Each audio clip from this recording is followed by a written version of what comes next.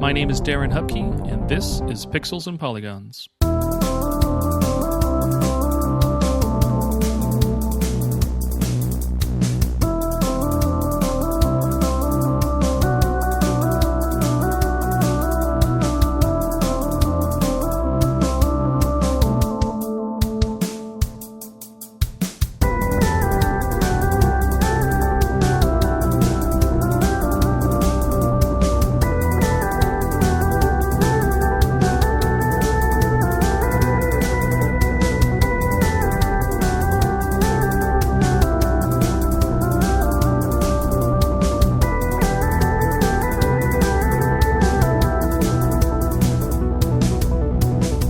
Hello, everyone. Welcome to another episode of Pixels and Polygons. This week, I have a new guest, so brand new person alert. They introduced themselves in the episode, so I am not going to reveal it here. You'll just hear who they are and a little bit about them once the episode starts. So you can skip ahead and jump right into that if you'd like.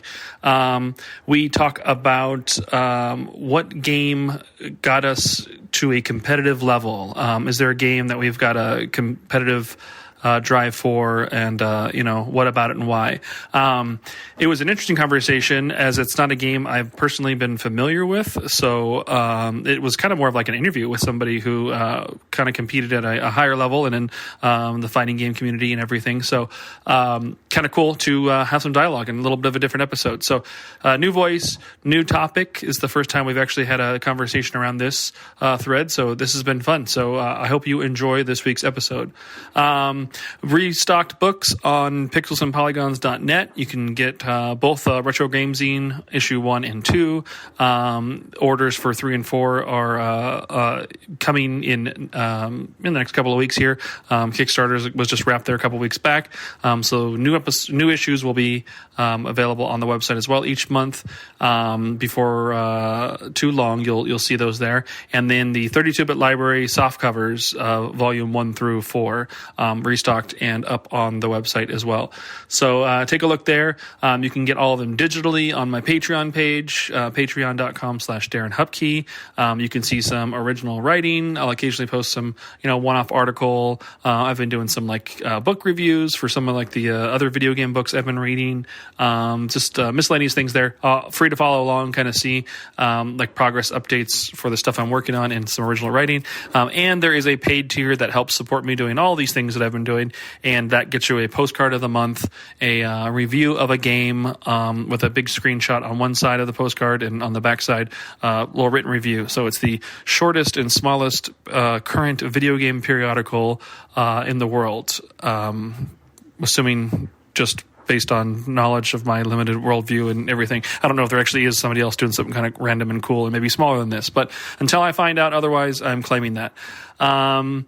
The first year I'm almost about a year into this show, so I've got an anniversary episode planned. I've got Luis and Aiden coming back on to have a cool conversation about RPGs and the genre and our love for it. It's my favorite genre, and Luis called us out on Blue Sky a couple weeks back, and so we put it on the calendar, and that's going to be a fun episode. It'll be, I think I'm going to have it be episode 50. There were 2 weeks where I just outright skipped it this year.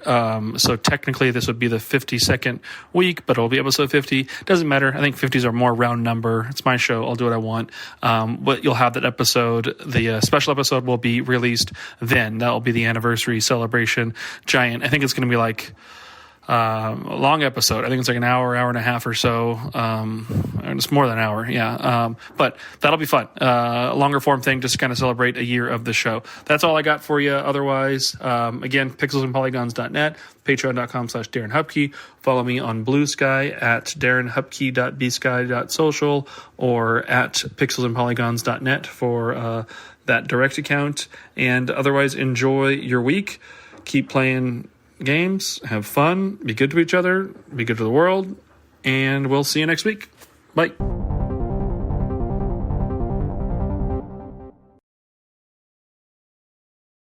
All right. Welcome to a new episode of the show. I've really put a lot of spaces between all the words there. I'm really trying to pad out the episode length here. I think I'm just excited because we've got a new guest. So this is it's been a little bit since we've had a new voice on the show. So I will give a moment to my guest to introduce themselves, tell us a little bit about themselves before we get into the this or that, the icebreakers, and the main episode itself. So secret and brand new guest, how about you introduce yourself, tell us a little about yourself and what you love about what games and everything.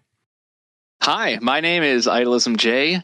I come from a different couple parts of town, depending on where you might know me from. I am a writer for supercombo.gg. I am a YouTube video essayist on youtube.com/idolismj. And I am a longtime member of the fighting game community. I have been affectionately referred to as a B-level celebrity, so I'll take that. And you might know me for going internationally viral back in 2020 when I posted a picture of myself wearing a Fila crop top that didn't have an undershirt, and it took off like wildfire. I still get fan art of that. I still get fan art of that to this day, and I'll appreciate it. Well, the episode topic we're going to talk about is around a game we've gotten competitive with. So I'm excited to hear about the game you picked and kind of go there. I don't think I've had a diehard FGC person on the show at all at this point. So it's just different perspectives. I mean, obviously you're going to have a different attachment and a different association, different love for games. And so it'll be fun just to kind of chat. I promise to be as insufferable as possible.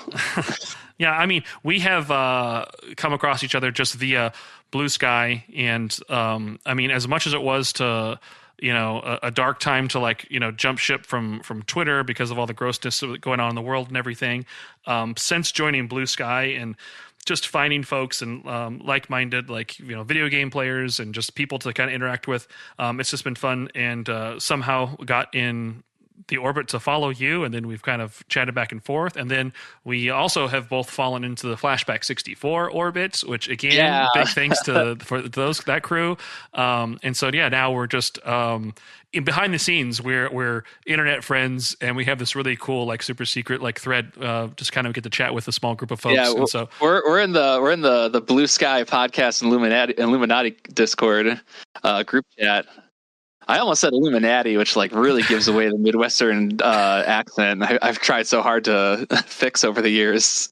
But yeah, once when I got to Blue Sky, it was really nice to to almost rebrand in a way, because the fighting game people hadn't made the migration over yet because video wasn't on Blue Sky yet, and being able to post clips of setups or mix-ups or combos is crucial. It was so crucial. So there was a really long time before fighting game people decided to come over to the platform, and in that time I was able to kind of reset and rebrand and get back in touch with my regular gaming and retro gaming roots, and I fell into the circles of a lot of the retro gaming people and podcasts on that site in the early days, notably Flashback 64. Again, we got to give up to the props to the big ones at top. Mm-hmm. So it's been really nice because I am aging out in a way from fighting games in those so far that I no longer travel across the country to compete in them. But in that time, I've been able to shore it up with getting back in touch with a lot of my general gaming, because fighting games took up a lot of time previous. Yeah, I mean, I'm sure we'll hear a little bit about, getting competitive isn't just playing it for 4 or 5 hours and then now suddenly you're good. It is a regiment you probably have to go through to learn and master things. So it's like any sport. It's just like any sport. Yeah. Cool. Well, let's hit you with a this or that. Let's see. Let's feel you out. Let's find out the type of person you are here. Let's go arcade or console. Oh, damn it. Arcade, because that's where the best fighting games were. Okay. Fox or Falco?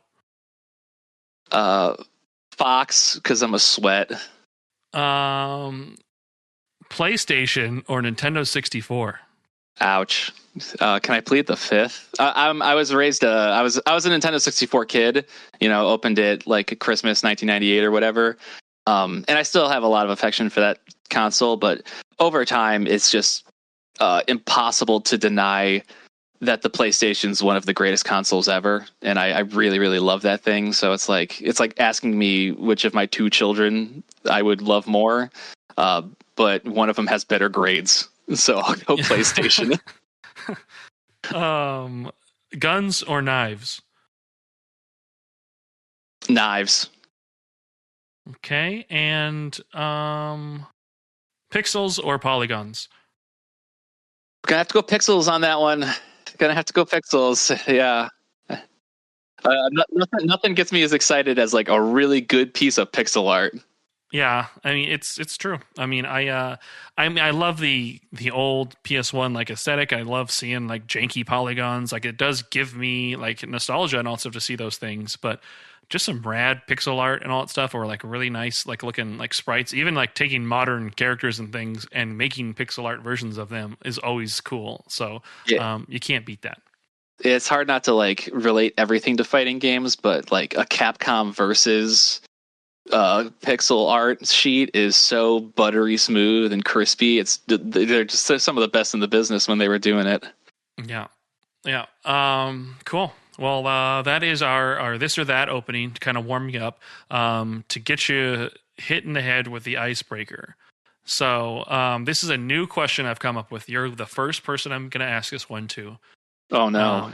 It's a two-parter.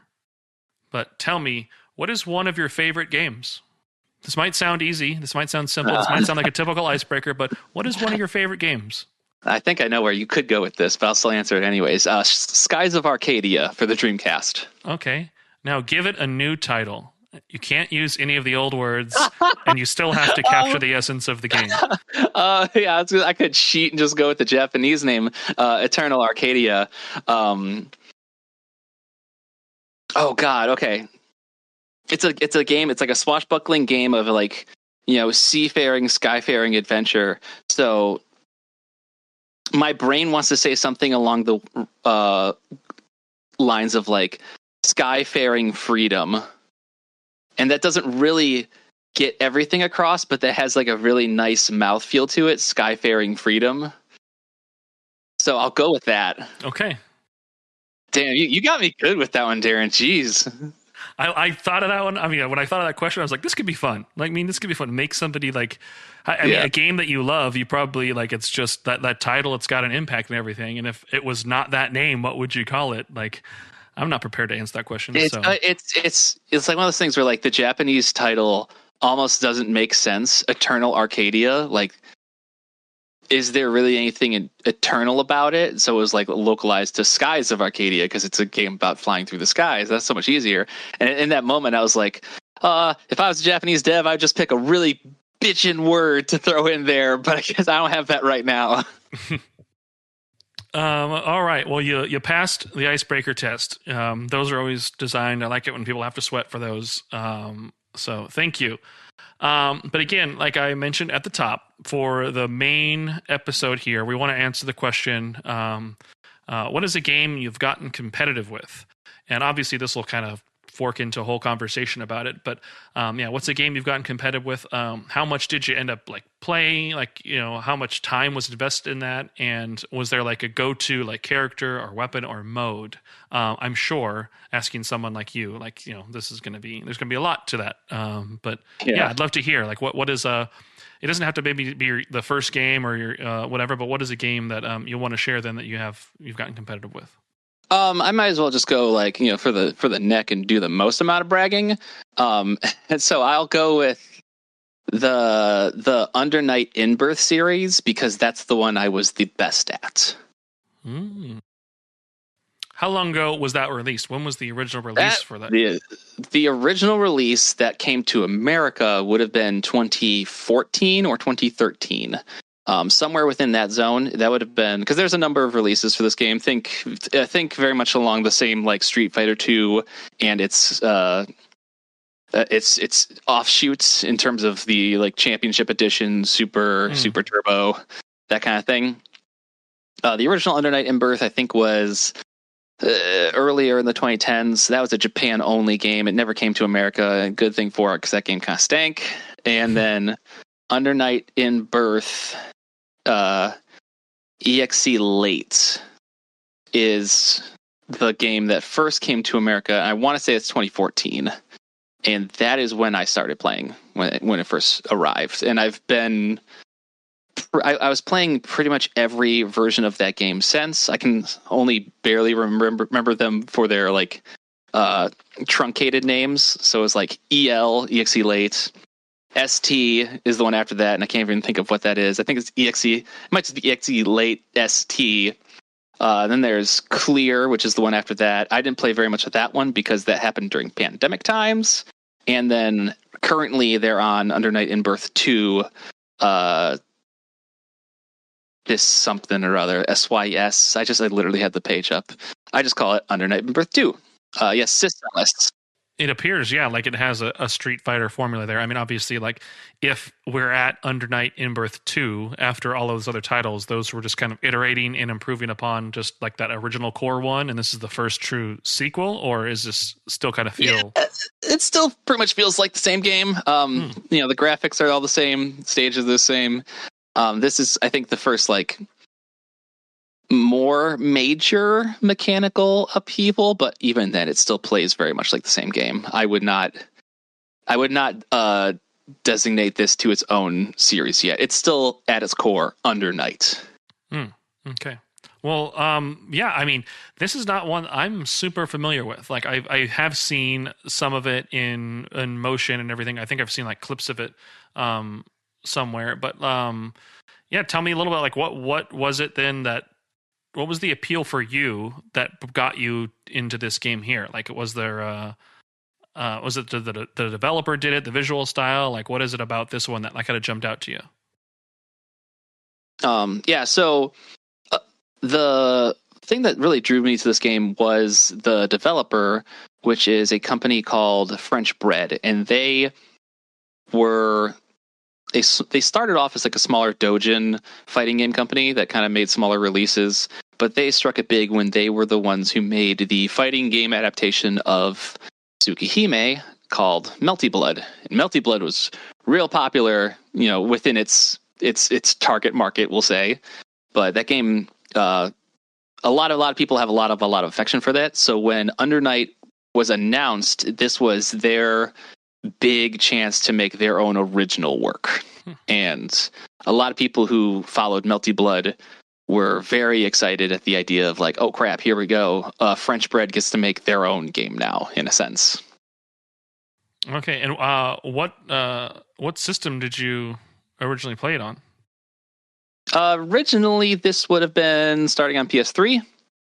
I don't even think there was an Xbox 360 version at the time.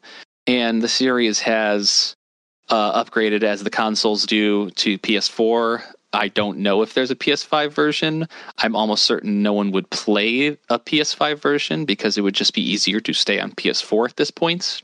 There does not need to be a upgrade to PS5.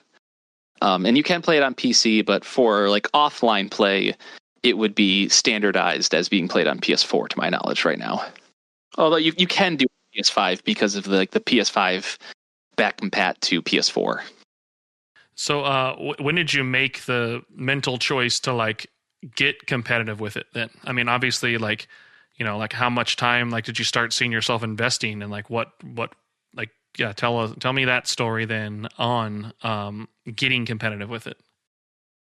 Yeah, at when I pick up any fighting game, the idea is to be competitive with it because I just don't know another way of doing it at this point. So, like, the list of games I have been competitive at is pretty large, but the ones that I stick with and the ones that I like maintain over the years are on the smaller side. So it's not like there was ever a point where I said, oh, this is what I'm going to take seriously. It's more that the initial buzz of like picking up that game for the first time, and when everyone's excited and trying to play it and like figuring it out and like really just like wrapped up in the new game smell, so to speak, that high never went away is probably how I describe it. That's what keeps you going. Like, you enter with the idea of like, oh, this looks so cool. I can't wait to like get crazy at this. And that feeling never leaves. So, at what point, I mean, were you playing others around the time of this release? And like, were you like juggling like a few different fighting games, or like, how do you commit to like playing? Because I'm assuming like you've taken this to like you played like in tournaments and obviously like traveling around like places. Was this an era at which you were like actually getting like hyper competitive with it? Yeah, this was so across the 2010s would have been my most, well, for obvious reasons. It kind of ended at 2020, but the 2010s were my most active times. And this was a game that did end up having to be juggled with my other favorite and most competitive fighting game, which is Guilty Gear Xrd. So I kind of had to do double duty on like, I got to get good at Xrd and I got to get good at Under Night.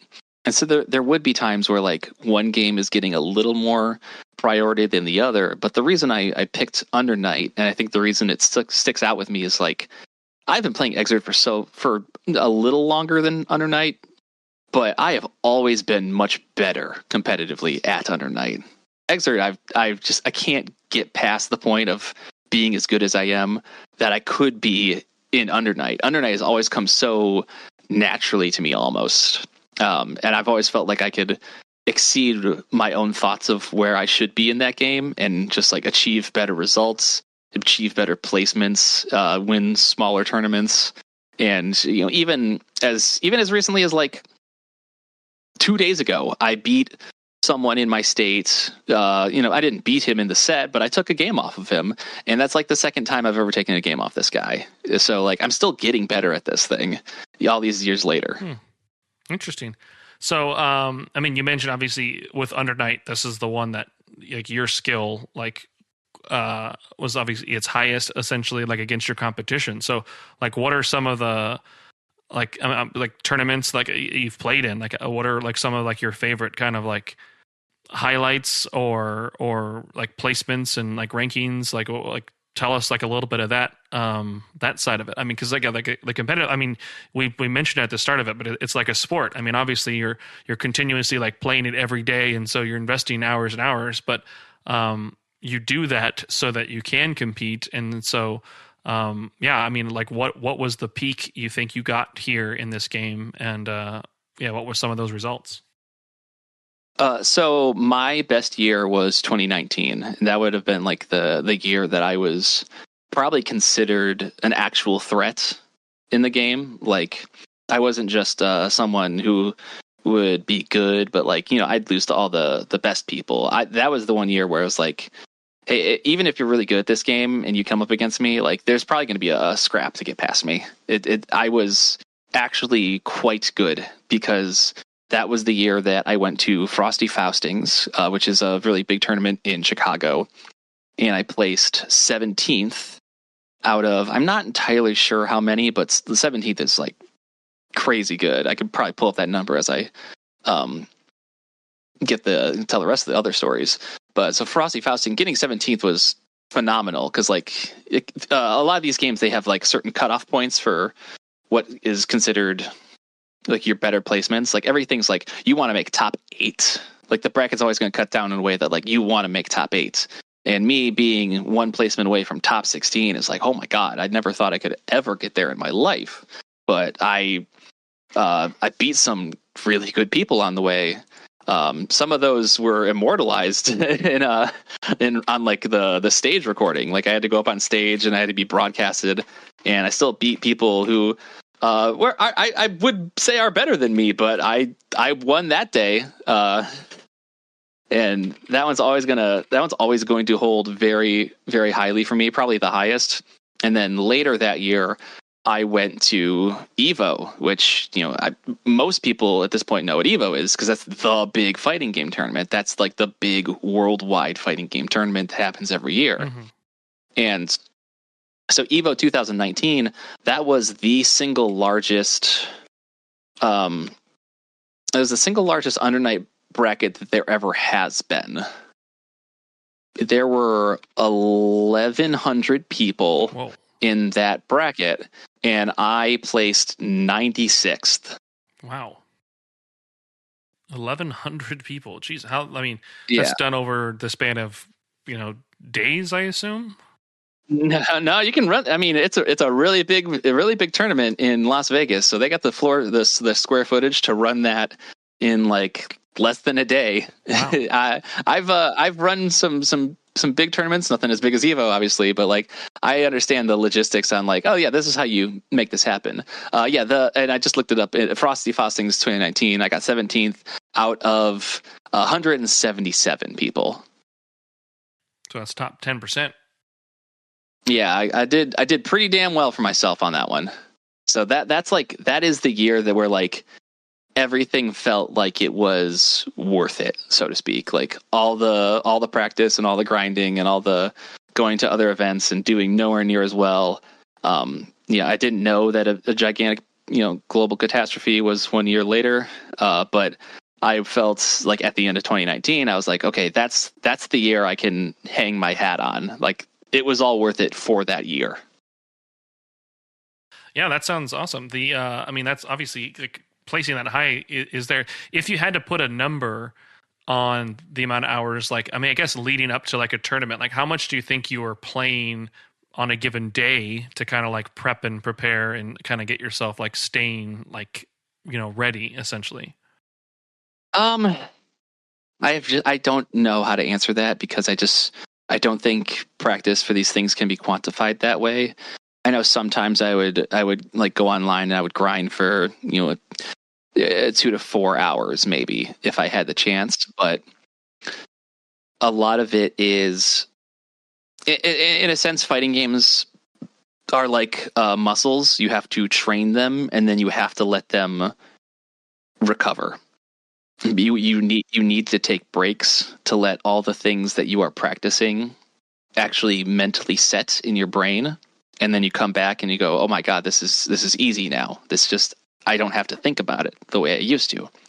But I would say that like across all the amount of times I've played Under Night, it was just hundreds and hundreds and hundreds of hours. It probably has not broken 1,000 hours total, but like maybe it has. It's just impossible to track it because Steam only says so many things or so many hours for this one version. It doesn't know about the hundreds of hours across multiple PS4s across multiple states. Yeah. So with this game, it's not one that I'm like I said personally familiar with. Like mechanically, is there like a fighting game that you feel it is similar to? Like, would you describe it like it's close in spirit to like another type of game out there, or how would you describe kind of like what makes this one unique, I guess, compared to others out there? The thing with Under Night is that it is very much on its own island. It kind of superficially feels like Melty Blood, which makes sense because French Bread, the company, made Melty Blood. So there's some kind of like surface level similarities to that game. But the way Under Night is mechanically structured really puts it in a league of its own because of how the mechanics prioritize defense. Like the big thing with Under Night is that someone who is like holding down back and blocking, they are actually gaining a secondary mechanic or a meter called grid when that happens. And in a lot of games, putting the pressure on someone who's blocking is actually could chip them out. If they're guard, they could have a guard bar that could shatter if they keep holding that pressure. In Under Night, it's like, dude, if you want to sit here and just like mash buttons in my face, I'll block it all day long because I actually get advantage from that. And there's not a whole lot of games that work defense that way. So it ends up being a very strange but enjoyable mix of I want to pressure my opponents when they're blocking, but I cannot do so blindly lest I give them the advantage and they can turn the tables on me. That sounds interesting. Yeah. Yeah. I mean, I think it's, I guess, when new fighting games come out, they are trying to find like that unique mechanic or that unique like system or gimmick that helps them stand out. So I guess it makes sense for this to try and stand on its own, but it's already kind of it's got a unique the development history anyway with the developer, like as being something kind of already kind of the flip side to the mainstream type of thing. So that's cool. So yeah, that being said, tell us a little bit more about the game from your taste. Like who's your go-to character? Like, do you have like a rotating cast, or are you like all in on like a handful of folks? I am all in on the character Merkava. I have not played another character, nor will I ever. Since day one, I have picked Merkava and never looked back. He is like in a game of mostly anime boys and girls, he is a like long and gangly space chicken looking thing. So he's like the resident like alien of the cast. And his arms and legs are exceptionally long, and he stands like 10 feet tall. And I've never felt so tied to a character the way I feel tied to Merkava. It feels like breathing just playing that character. Everything I want to do, he does so effortlessly. I don't have to think about it. The way he structures his mix-ups on the opponent is kind of like freeform jazz. You just want to do it and just be like, man, like some characters when you do mix-ups, there's like a very hard coded structure to it. Like you do this, and that sets up a 50-50 mix-up. I need you to guess left or right. Merkava is very loosey-goosey with the way he sets things up. So there's kind of like the idea that you can play Merkava smart, and there are some people who play him smart. There's a Merkava player named Klim who found great success playing him smart. But most Merkava players will just play him like a fucking idiot. Like you play Merkava with your heart, you don't play Merkava with your brain. Yeah, this game sounds interesting. Do you? I mean, obviously, being competitive, like you're going out and playing like against other human players and everything. Does the game have any other modes that you maybe like one and done, or like try to invest in some time in, or were you out of the gate just playing this game competitively and that's it? Just out of the gate competitively. Never touched story mode, never touched anything. It's training mode, it's versus mode, and it's online net play. That's it. That's what I come to the game for, and I don't really need anything else. And then, so yeah, I was going to ask, and you've kind of touched on it a little bit already, but like, are you still playing this? Are you still like essentially trying to be competitive on your terms with it then post 2020? Yep, weekly local tournament was just 2 days ago, and got third at the very least out of maybe 9 people. So I still got some of it. People who beat me kind of boot the boots to me. I still got ways to go to like. I gotta figure it out. I can still figure it out. I'm not like I can't beat these people. That's the nice thing is like I'm at the point where I don't think there is someone in my state that I can't beat. I just have to learn how to beat them still. So I still feel competitive with this game. I will put it this way: like I did go to Combo Breaker last year, which is probably the third biggest tournament in the nation. It's the one in Chicago on Memorial Day weekend. I've gone to that. I've been to like every single Combo Breaker. It's my favorite tournament. And I went there with the expressed purpose of, I'm going to make it out of the pool segments of Exerd. That first cut to like top, you want to get to like top 128 or top 48, depending on the size of the bracket. Well, they have all these individual pools, they call them, of like 16 people, and 2 to 3 people will get out of each pool. So it's like the first big culling of the bracket. It is called getting out of pools. And I put so much time and effort into Exerd. I was like, this is the year. This is the year I'm going to make it out of pools. And I did not make it out of pools. I got like one fight before making it out, and I lost that. And I was just, man, motherfucker, I spent so much time practicing that. And so I walk over to Under Night and I haven't practiced and I get out of pools. I win my way out. I'm like, God damn it, I'm not even practicing this game and I'm even better here. I spent all my effort on Exer and I come over to Under Night and I still win. I still get out of pools. So that game has just always felt like water to me. I don't know how else to describe it. That's fun. I mean, that's cool to hear.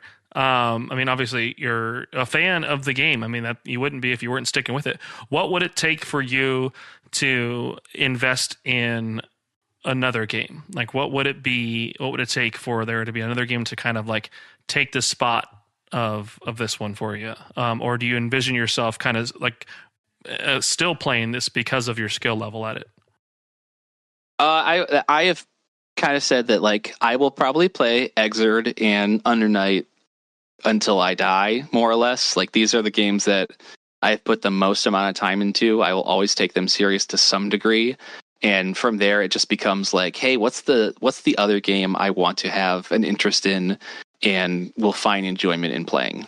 And the chances are that the new Garo might do that. Fatal Fury, City of the Wolves. I am so unbelievably excited for that game because these are the two games that I play the most or have played the most consistently. But I will gladly take sabbaticals from them to go be competitive in something else. Like I tried to go to tournaments for like King of Fighters 14 for a while. I tried to do some Street Fighter 6 for a minute. Eventually I fall off those games when I feel like I'm not really mixing with them as well as I want to, but I'll always be down to try anything if it interests me. And right now, City of the Wolves is the one where I'm like, okay, clear the schedule.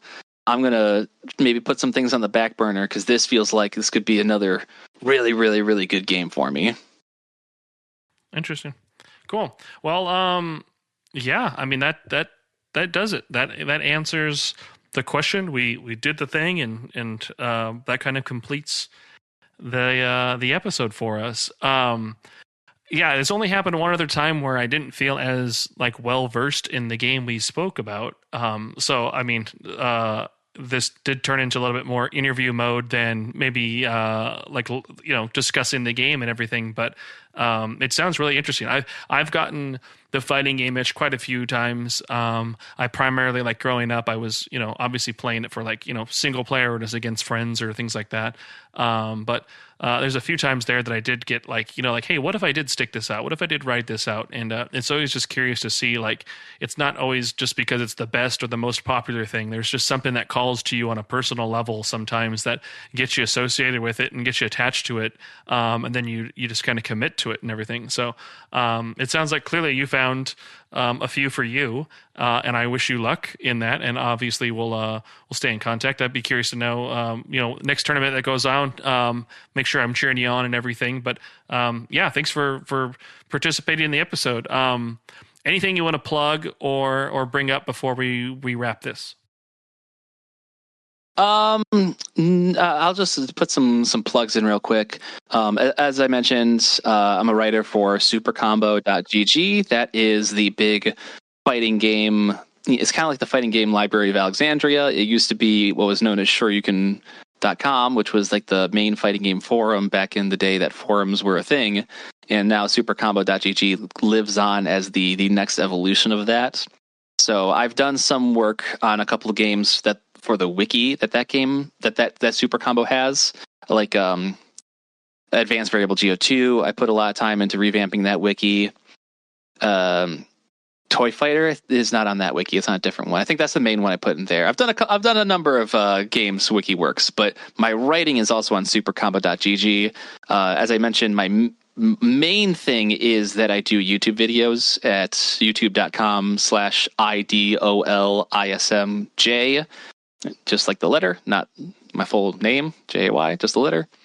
And those, some of them are fighting game related, but it's primarily like topic based videos and a large exploration of the Final Fantasy series. Right. I will have to check that out. I thought I actually had subscribed the other day, but I'll make sure I'm a sub on there for you. Thank you. Fun. We will. I will put the links to those things in the show notes below as well. But thank you so much for getting into the orbit of Pixels and Polygons as well now. And definitely, we will have you on future episodes. And I look forward to chatting again. So yeah, thank you. Thank you. It was a blast to do this.